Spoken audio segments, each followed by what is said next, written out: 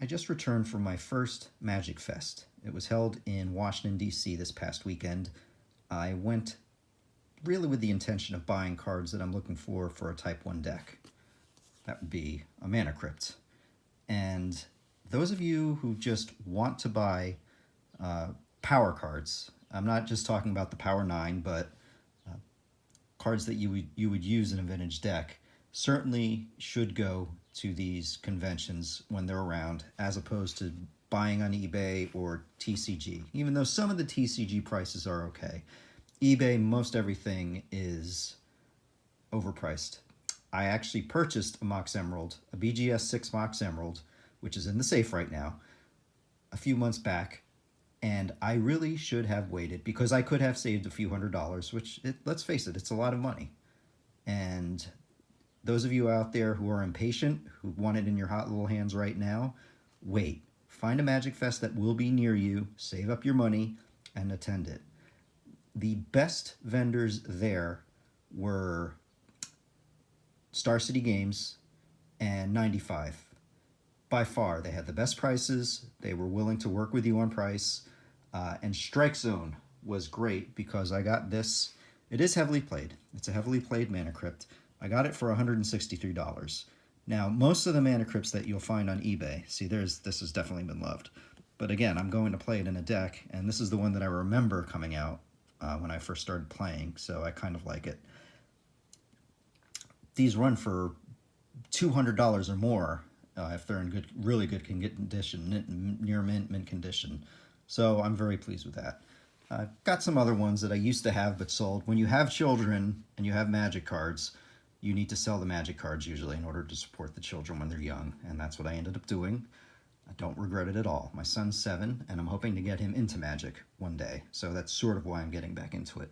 But I purchased a Soul Ring, Mana Vault Revised, Death Red Shamans, because my favorite colors are green, black, and eventually I'll work red into it, but right now I'm working green and black.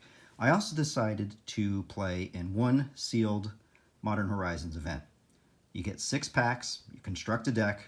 I went 1 and 2 overall and was able to use tickets to buy 1 pack of War of the Spark and got crappy pulls. That's the way it is, but it was fun. You want to kind of participate rather than just go and buy stuff.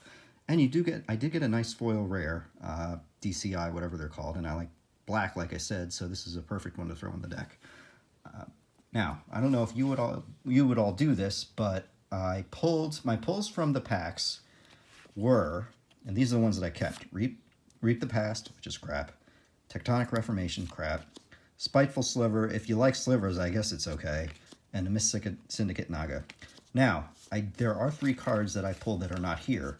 I pulled the Fiery Islet, which is probably the best Horizons land that you can pull.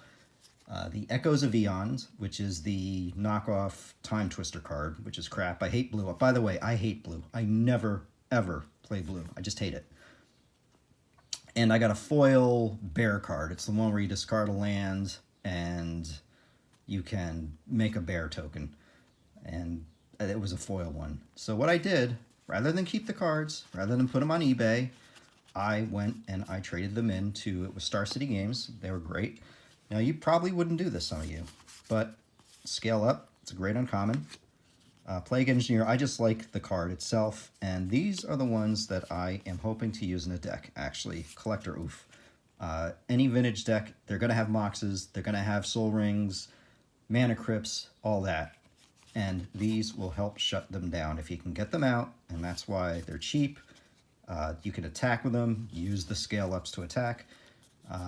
Will my vintage deck be okay? I usually get beat, but I try not to build the same vintage deck that everybody else plays, so I just try to be different. So I also did end up buying a few cards. This one I actually bought on the way home from Magic Fest. I would like to get a Nurturing Peatland, 3 more of them, but I was able to buy. At the convention, Unbound Flourishing, which I can't wait to use. I don't know if I would put 4 in a deck, just to try to have one, make your deck not dependent on these, but have one that can really help with Banefire or a Mistcutter Hydra, which I actually really like, even though most Hydras suck. And just because I like black, I'm sure there are plenty of things you can do with this guy. And again, it was $12. I got it for $12 at 95. Everybody else is selling them for 20. So shop around, walk around, price up, don't rush into things. And bring cash. Some places will take credit card, debit card. Some don't. 95 didn't take credit card. So I had to go to a Walmart, and there was no ATM around. There was the ATM, but I hate having to pay the fees. So I actually did go to the Walmart and get cash back so I could buy a few things. And I did buy one of these at the Walmart. I had pre-ordered a box from my local game store where I had picked up the Nurturing Peatland on the way home, and I decided to cancel the order. It's overwhelming how uncommons and commons can add up. The boxes retail for $200, or I could have gotten it for $200 with the tax. And I just don't want to go through having to, where am I going to pull all these commons that I'm never going to play? Where am I going to put the uncommons that I'm never going to play? And what I actually did is I brought my War of the Spark binder with me, and there are a lot of cards that I got that I'm not showing, but I traded in the War of the Spark rares that I know I'm never going to play. Mythic rares like the Blue God, the White God Eternal, Nicol Bolas, and these are all cards that I got from packs. I didn't buy them on the secondary market, so I essentially spent $4 for each of them, and I was able to trade them all in, and I actually got, which I'm very, very proud to say, Yawgmoth's Will, which is something that I desperately need for a black vintage deck, and a few other little things, but the Yawgmoth's Will, that was the big one, and I guess the prices were fair. Again, I could have put them on eBay, gotten more possibly, but normally I wouldn't do the trade-in just because you'll never get as much as you will by putting it on eBay, but you have to go through the hassle of eBay and PayPal fees. In the end, you probably would make a little bit more after it's all said and done, but if this was easy, quick, convenient, and yes, I could have gotten cash, but you do get more when you trade in.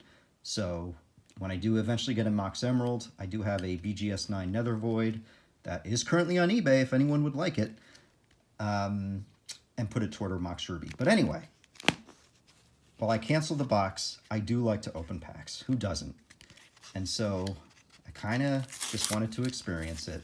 Hopefully I'll get something good. I probably won't. I rarely ever do. So let's see what we get.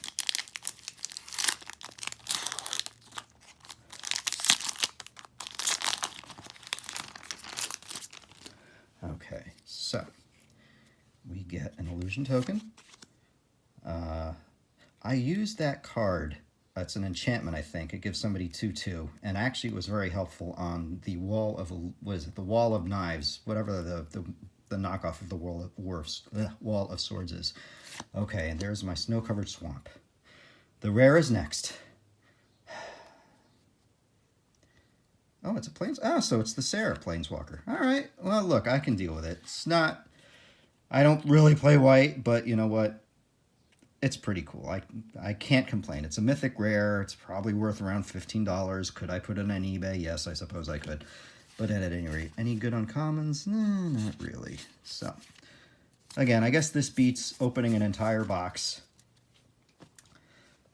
and not getting anything that I really wanted. Taking a gamble. And by that I mean going, buying the cards, trading for the cards that I wanted from the new set.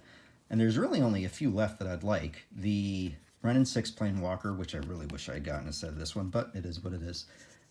3 more Nurturing Peatlands.